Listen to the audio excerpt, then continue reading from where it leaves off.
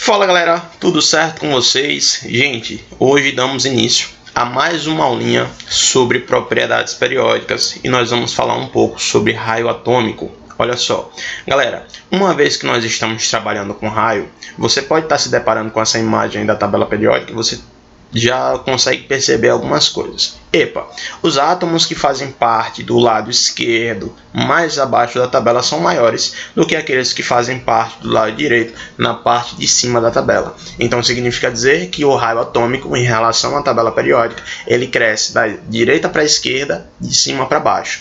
Não é, professor? É isso mesmo. Galera, só que não vamos só analisar por esse sentido, não. Vamos compreender o que é que está acontecendo aqui, tá? Lembre-se que a tabela periódica ela é classificada em grupos ou famílias e períodos. Vamos lembrar do que é que se trata isso. Grupos ou famílias nada mais são do que as linhas em vertical da tabela periódica e os períodos são as linhas em horizontal da tabela. Quem faz parte do mesmo grupo da tabela, galera, apresenta uma semelhança. Qual é a semelhança? A sua configuração eletrônica finaliza sempre com o mesmo orbital atômico, tá? E finaliza sempre com a mesma quantidade de elétrons nesse orbital. Então, eu posso dizer o seguinte: o que vai diferenciar o tamanho de um átomo com relação a elementos que fazem parte, tá, do mesmo grupo da tabela, nada mais é do que o número de camadas. Ou seja, quem tem mais camadas é maior. Perceba, se eu pego porventura o lítio e se eu pego porventura o sódio, vamos colocar aqui rapidão. O lítio tem número atômico 3. O sódio tem número atômico 11. Professor, eu já sei que o número atômico é diferente. Calma. Vamos fazer a distribuição eletrônica. Vamos ver aqui, ó. O lítio, ele tem distribuição 1s2, 2s1. O sódio, ele tem distribuição eletrônica 1s2, 2s2, 2p6, 3s1. Perceba, o lítio ele tem duas camadas de energia. O sódio ele tem 3 camadas de energia. O sódio está mais abaixo, na verdade. Então, já que ele tem 3 camadas, ele é maior do que o lítio. Lembre-se que há átomos que fazem parte do mesmo grupo.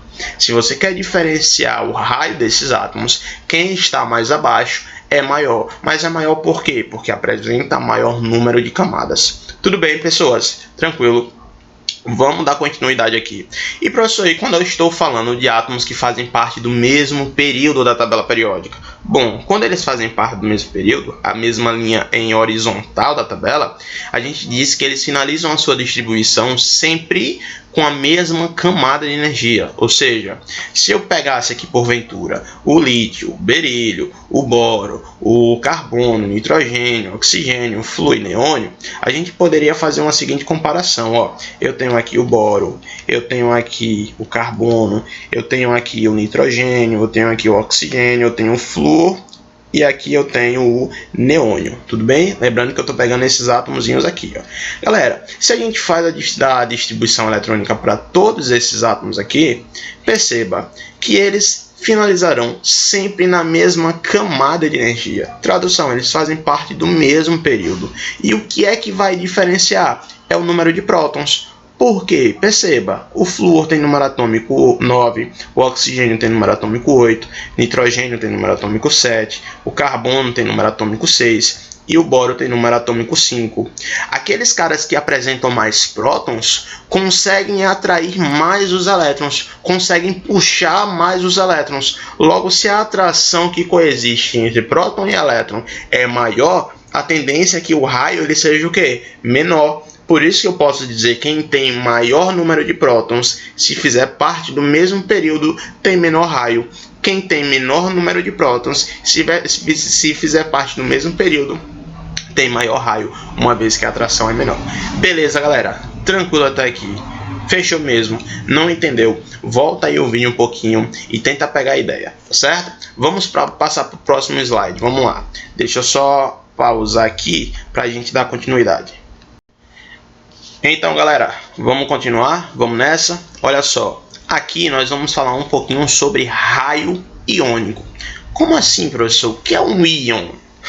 Um íon, galera, nada mais é do que espécies químicas que tendem a ganhar ou perder elétrons. Tudo bem?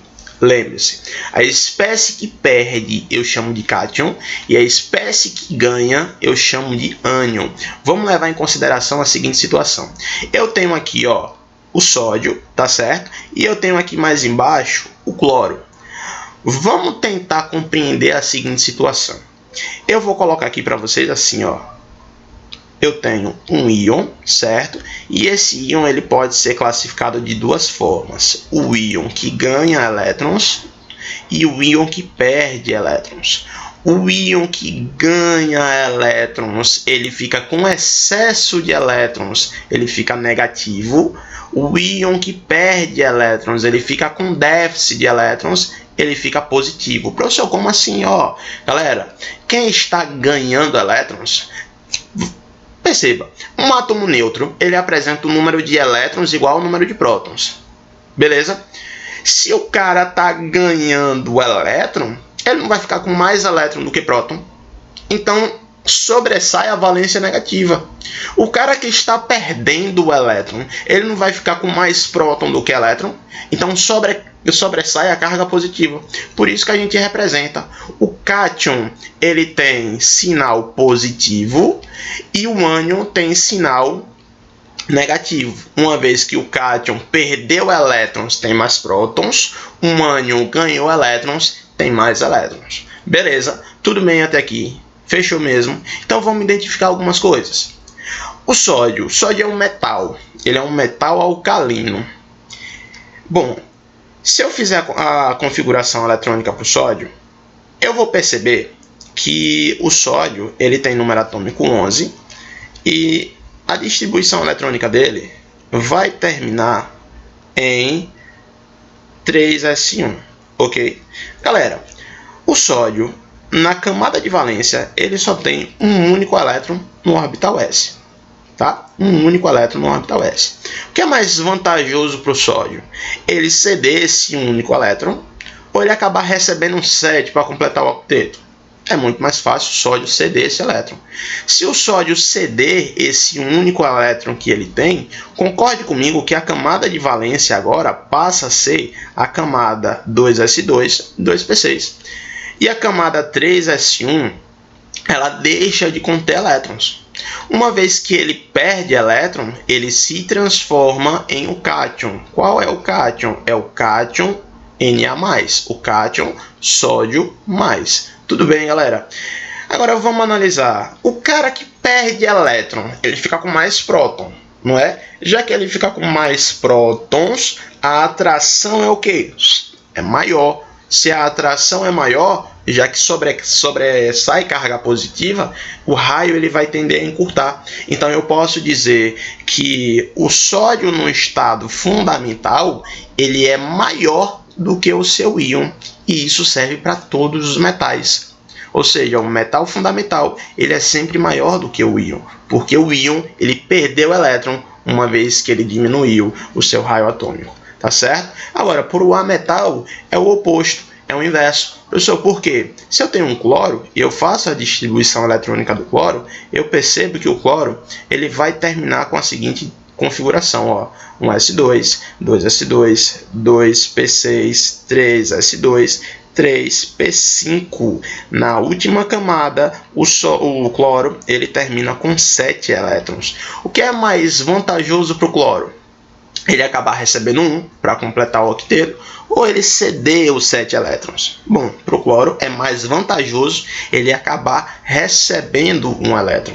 Então, se ele receber um elétron, perceba que vai sobressair mais elétrons do que prótons, uma vez que um átomo neutro tem um número de elétrons igual ao número de prótons, e quando a espécie está recebendo elétrons, o número de elétrons sobressai o número de prótons. Então não tem um próton suficiente para conseguir atrair todo mundo. Nesse caso, a atração vai ser o quê?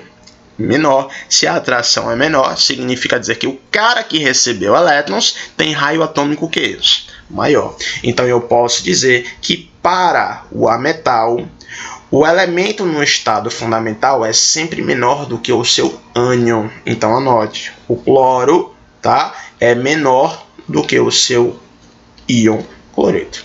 Tudo bem, gente? Beleza. Vamos dar continuidade. Vamos nessa. Olha só, uma coisinha que a gente pode levar em consideração aqui, ó. Eletronegatividade e eletropositividade. Galera, o que é eletronegatividade? É quando um átomo ele tem capacidade de atrair elétrons com facilidade. Professor, como assim? Quem é que consegue atrair elétrons? É quem tem maior atração núcleo-eletrosfera, ou seja, aquele átomo que é pequeno. Professor, e quando o elemento é eletropositivo? É quando ele tem facilidade em ceder elétrons. Ou seja, quem tem menor atração. Quando o raio é o quê? Grandão. Então eu posso fazer um comparativo aqui, ó. Qual o comparativo, professor? Entre metal e eu posso fazer um comparativo entre a metal. Os metais, eles tendem a perder elétrons, logo eles são eletropositivos. Calma, que a eletropositividade de cada metal é diferente. E os ametais, eles tendem a ganhar elétrons, logo eles são eletronegativos. Logo, a eletronegatividade desses elementos são diferentes. Vamos lembrar da seguinte situação. Quando nós estamos nos referindo à eletropositividade, na capacidade de ceder elétrons, não é quando uma espécie química cede elétrons, tem facilidade em perder elétrons. Vamos analisar quem é que tem mais facilidade. O cara que tem maior atração, que não quer perder, ou o cara que tem menor atração, que quer ceder para se estabilizar? O cara que tem menor atração. E como é que cresce o raio atômico? Opa, da direita para a esquerda, de cima para baixo. Eu sei que quem está na esquerda mais abaixo é o que? É maior. Se é maior, então significa dizer que tem maior eletropositividade. Então, a eletropositividade ela é diretamente proporcional ao raio atômico. Quanto maior for o camarada, mais eletropositivo ele é. Menos eletronegativo ele é. Tudo bem? Agora, a eletronegatividade é o oposto. Significa dizer que aquele cara que é menorzinho e aquele cara que tem maior atração, ele é mais eletronegativo. Tá certo, gente? Tudo bem? Deu para pegar essa ideia?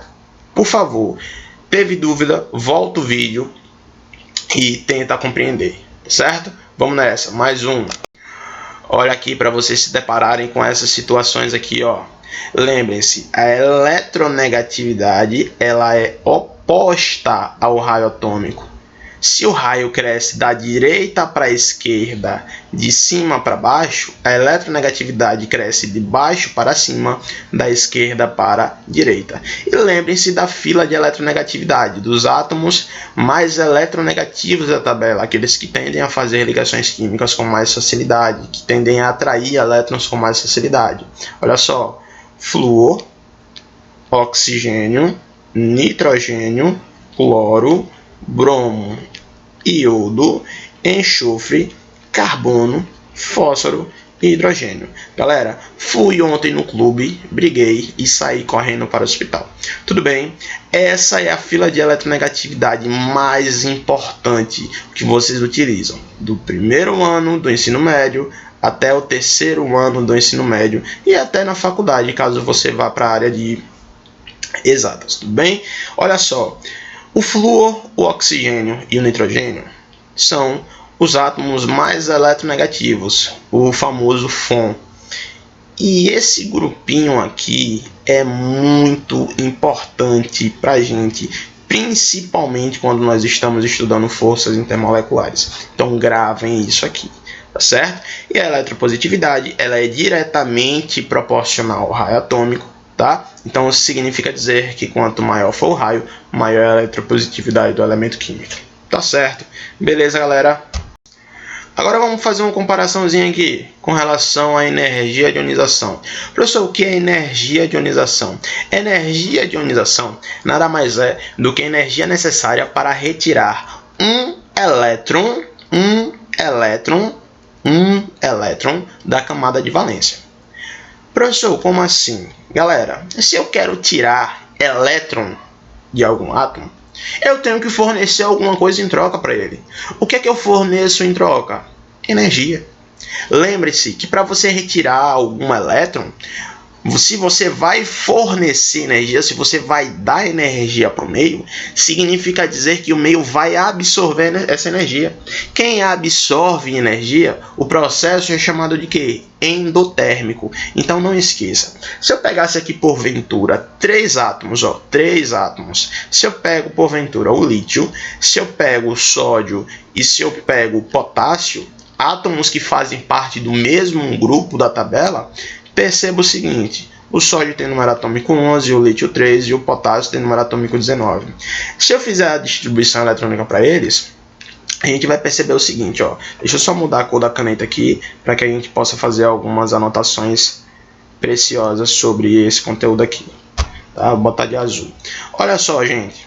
Se eu faço a distribuição eletrônica para o lítio, eu percebo que a distribuição eletrônica dele vai finalizar em 2s1. Se eu faço a distribuição eletrônica para o sódio, eu percebo que a distribuição eletrônica do sódio vai finalizar em 3s1. E se eu faço a distribuição eletrônica para o potássio, eu percebo que a distribuição dele vai finalizar em 4s1. Tudo bem? 2, 4, 10, 12, 18, 19. Fizemos a nossa configuração eletrônica para esses 3 átomos aqui. Pessoas, energia de ionização é energia necessária para retirar um elétron de valência. Um elétron de valência. Para que você retire mais elétrons, você precisa de mais energia de ionização, mais potenciais de ionização. Então é importante você lembrar da seguinte situação. Ó. O lítio, para ele perder elétrons, ele precisa receber energia. E essa energia é energia de ionização. Tá ok? Lítio mais energia, ele vai se transformar em quem? No íon lítio, tá? No íon Li+, no cátion Li+, e ele vai acabar cedendo o elétron. Mesma coisa para o sódio. O sódio, ele precisa receber energia, ele se transforma no íon Na+, no cátion Na+, e libera um único elétron de valência. O potássio, a mesma coisa. O potássio, ele precisa receber energia, ele se transforma no íon potássio mais, no íon K+, no cátion K+, e libera o elétron. Galera, vamos analisar isso aqui. O lítio precisa ganhar, o sódio precisa ganhar, o potássio precisa ganhar energia para perder elétrons. Mas quanto de energia? Ou melhor, quem precisa de mais energia e quem precisa de menos energia? Vem cá, vamos utilizar a ideia do raio. Quando o raio é maior, a atração é menor. Então, menos energia eu preciso fornecer ao átomo para retirar o elétron. Quando o raio é menor, a atração é maior. Então, para que eu retire esse elétron, eu preciso fornecer mais energia. Então, o cara que é pequenininho precisa de mais energia do que o cara que é grandão. Então, a gente pode associar assim. Tudo bem? Então, podemos dizer que quanto maior for a eletropositividade, menor é a energia de ionização. Quanto menor for a eletropositividade, maior a energia de ionização. E isso serve também para os ametais, porque os ametais, eles não querem perder elétrons, eles querem ganhar. Logo, eles apresentam vários pontos de energia de ionização. Isso significa dizer que eles não têm a tendência de ganhar energia, e sim de liberar energia. Então, quem ganha elétron, libera energia. O processo é exotérmico. Quem perde elétron, ganha energia, absorve. O processo é endotérmico. Beleza? Tranquilo. Vamos continuar. Tem um outro slide aqui, trabalhando com as energias que vocês vão gostar. Olha só. Tá aqui, gente. Vamos analisar o seguinte, ó. Eu tenho essa tabelinha aqui, que é a tabela de ionização para alguns elementos químicos, tá certo? Perceba. O sódio, para que ele perca o único elétron de valência que ele tem, tá bom? Esse sódio, ele precisa absorver 496 kJ de energia para retirar o único elétron de valência que ele tem. Mas se eu quiser retirar mais um elétron do sódio, olha a energia que eu vou ter que fornecer. Galera, concorda comigo que essa energia aqui é praticamente quase 10 vezes o valor da primeira? Isso é um absurdo. O sódio ele não tem essa capacidade de perder mais do que um elétron, uma vez que a energia que ele precisa receber é muito grande. Então não é viável para isso acontecer. Então, para que a gente tenha um comparativo legal, é só a gente ver quando as energias de ionização elas não são tão distantes uma das outras, é porque é viável a espécie acabar perdendo elétrons. Quando a energia de ionização ela é muito distante uma da outra, significa dizer que não é viável aquela espécie química perder mais do que aquele elétron que tem energia baixa. Vamos fazer uma comparação com o magnésio. O magnésio tem a primeira energia de 738 kJ/mol. A segunda energia é 1450. Perceba que é quase o dobro. Não é tão grande a energia de ionização, a diferença de energia. Agora, da segunda para a terceira energia é 7.000 e tanto, 7.730. Então já é um valor muito grande. Significa dizer que o magnésio ele não tem a tendência de perder mais do que 2 elétrons. Quando já chega no terceiro elétron, para o magnésio já fica inviável ele perder o terceiro, uma vez que a energia dele é muito grande. Então a gente pode associar assim, ó, o sódio ele só tem um elétron de valência, já que a distância da primeira para a segunda é muito grande. O magnésio ele tem 2 elétrons de valência, já que a distância da primeira para a segunda não é tão grande, mas da segunda para a terceira já é um pouquinho maior, tá? E o alumínio, da primeira para a segunda, 500 para 1800, olha, não é tão distante. Da segunda para a terceira, de 1800 para 2700, não é tão distante. Então já sei que o alumínio ele tende a acabar cedendo aí 3 elétrons. Na quarta energia de ionização do alumínio, a energia já é muito grande, já passa dos 8.000 e tantos kJ/mol. Então isso significa dizer que o alumínio ele não tem tendência de perder mais do que 3 elétrons. Beleza? Isso é uma relação que vocês podem encontrar aí na prova de vestibular tradicional, certo? Essa tabelinha, e que também talvez possa ser cobrada na prova do Enem. Então é bom a gente trabalhar com isso. Tá certo, galera? Vamos para mais uma próxima. Bom, aqui a gente começa a falar sobre eletroafinidade. Professor, o que é eletroafinidade? Eletroafinidade nada mais é do que quando um átomo ele tende a atrair elétrons, tá, de um outro átomo no estado gasoso. Como assim, professor? Olha, quando eu digo que um átomo ele consegue atrair, é porque a atração núcleo-eletrosfera desse átomo é grande. Então, quem tem maior atração núcleo-eletrosfera consegue atrair mais. Quem atrai mais tem mais eletroafinidade, tem mais afinidade eletrônica. Então, conseguem atrair com mais facilidade outros elétrons de átomos distintos. Tá certo, gente? Então, a gente pode fazer uma comparação aqui, ó. Mara, olha só. Se eu falo de raio atômico, o raio ele é diretamente proporcional à eletropositividade. Isso aqui cresce igual, tá certo? O raio cresce da direita para a esquerda, de cima para baixo. A eletropositividade também. Agora, a eletronegatividade, a energia de ionização e a afinidade eletrônica crescem opostamente em relação ao raio e eletropositividade, ou seja, de baixo para cima, da esquerda para a direita. Tá certo, galera? Beleza? Bom, gente, aqui eu trouxe um resumo para vocês com relação à tendência da tabela periódica, tá certo? Olha só, em relação ao raio atômico, lembre-se que o raio é diretamente proporcional à eletropositividade. Então, quanto maior o raio, maior a eletropositividade. Energia de ionização, a eletronegatividade e a eletroafinidade são iguais. Crescem de baixo para cima, da esquerda para a direita. Reatividade é sempre nas diagonais. Para os metais, os mais reativos são sempre os de maior raio, e para os ametais, os mais reativos são sempre os menores raios, tá certo? Quando nós falamos em relação à temperatura de fusão das espécies, lembre-se, para os metais a temperatura cresce de baixo para cima. Professor, por quê? Quem tem maior raio tem mais facilidade de perder elétrons. Logo, a temperatura, a energia fornecida é menor. Logo, a temperatura também vai ser o quê? Menor. Agora, quando o cara é pequeno, a atração é maior, significa dizer que a energia fornecida para tirar o elétron também tem que ser maior. Então, logo, a temperatura de fusão é maior, tá?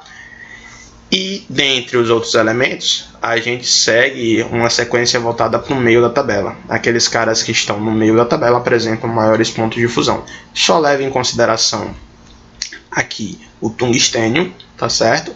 Tungstênio, e leve em consideração o carbono. O carbono, galera, é o elemento químico que apresenta maior ponto de fusão, tá, de todos os elementos da tabela periódica. Fechou, gente? Tranquilo? Isso aqui é com relação à massa específica dos elementos químicos. Lembre-se, quem tem maior massa é porque apresenta maior número de prótons, consequentemente, o número de nêutrons também maior. Então, o que é a massa do átomo? É o somatório do número de prótons mais o número de nêutrons. Ou seja, aqueles caras que ficam localizados no centro da tabela mais abaixo são aqueles caras que apresentam maior massa. Mas cuidado! Lembre-se que massa não tem uma coisa a ver diretamente com o volume, e sim a gente relaciona com a densidade. Quem tem maior densidade tem menor volume, quem tem menor volume tem maior densidade. E como é que eu sei disso, gente? Quem tem maior volume são os maiores raios. Quem tem maior densidade é quem está mais abaixo, só que localizado no centro da tabela, tá certo?